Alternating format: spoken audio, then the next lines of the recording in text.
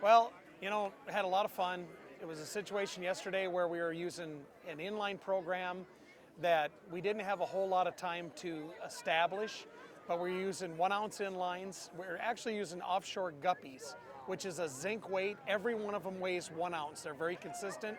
The half-ounce ones weigh all a half ounce. So we're fanatical about making sure we have 10-pound XT tri-lean on our reels and fill them all the same amount across 6 rods.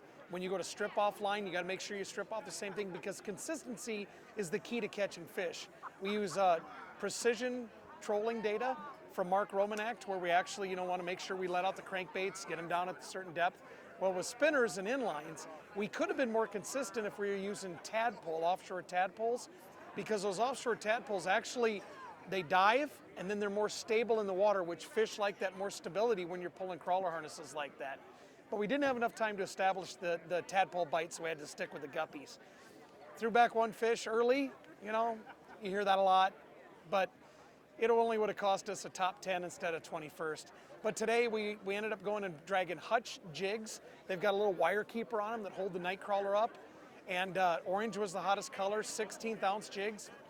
And then we're also pulling homemade three-ways with Do-It pencil sinkers. And that made a big difference. They go through the water a lot slicker than a bell sinker. And we're pulling double rigs and ended up catching a nice bag, almost 20 pounds, to vault us up in the money. So that was the key, was adjusting. We went and fished someplace where nobody else really was fishing, had the stretch all to ourselves till late in the day when everybody started dumping out of the river, and very satisfied with the results.